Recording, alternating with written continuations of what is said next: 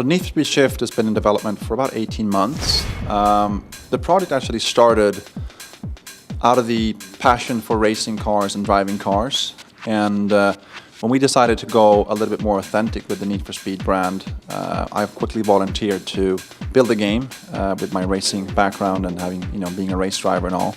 And I met with a team in London, the Slightly Mad Studios team, and they showed us a tech that we loved and that we figured we could build a pretty spectacular game based on. So we spent the first, good 6 months of development actually focusing on the core elements of a racing game, which is, how it feels to be in the car, how it feels to race and drive the car, and what happens to you when you crash, what happens to you when you brake, what happens to you when you take over or get taken over by other cars. When you play the game, that's the first thing you'll notice. Everything from the in-cockpit view to, head movement under braking or under crashing, or, camera blurring when you crash or when you go fast, so that you focus your eyesight on the road instead of on other things around you.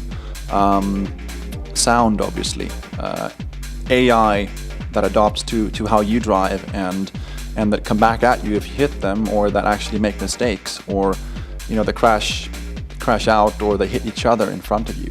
And we basically wanted to achieve a game where the AI never appear to do the same things twice. Everything in the cockpit kind of works. All the dials work, the speedometer, the odometer, the fuel pressure, fuel meter, everything is working. You can look around in the cockpit and you'll see, cars on your right, cars on your left. You'll see, small things like the leather looks like leather and the carbon fiber looks like carbon fiber. So it's highly detailed, as you've seen in screenshots. We've applied a lot of G-forces to the body and the camera. So when you brake, your head goes forward. If you crash, your head gets swung around. The great thing about the tech that the Slightly Mad guys have is that if you build a Porsche as an example, where the engine sits in the back, it has a very typical way of behaving. So what the guys do, they plug in a bunch of data, and then that basically tells you the engine is here. Here's the distance between the wheels. The weight is this. And the brake bias should be this, and so on. And then that's kind of the first step in the raw data. Once you have that in, you then start playing with the numbers and start, basically tuning it. And very quickly, from raw data, you can assess whether this is going to be fun or not to drive. So the underlying tech helps us to iterate on cars instead of trying to get them somewhat right. We get them somewhat right immediately, and then we can work on fine-tuning them to perfection, basically.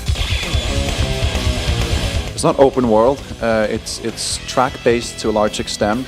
You'll see famous tracks around the world. You'll see some fictional tracks, as you've seen today, the London track that we have, which is based in a real location, but there's no F1 track in London, unfortunately, but we made one for you.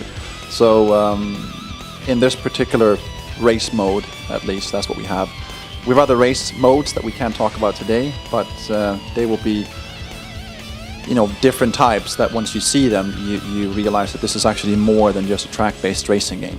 There's a pedigree to what a Need for Speed game should be. So like, you want to have licensed cars. There should be, obviously, tuning is in the game, basically all of them, and customization to your cars, changing body kits, changing liveries, tuning your car, putting a different engine on it, and those kinds of things. And when you see it, you'll realize that it looks better than anything in the industry today.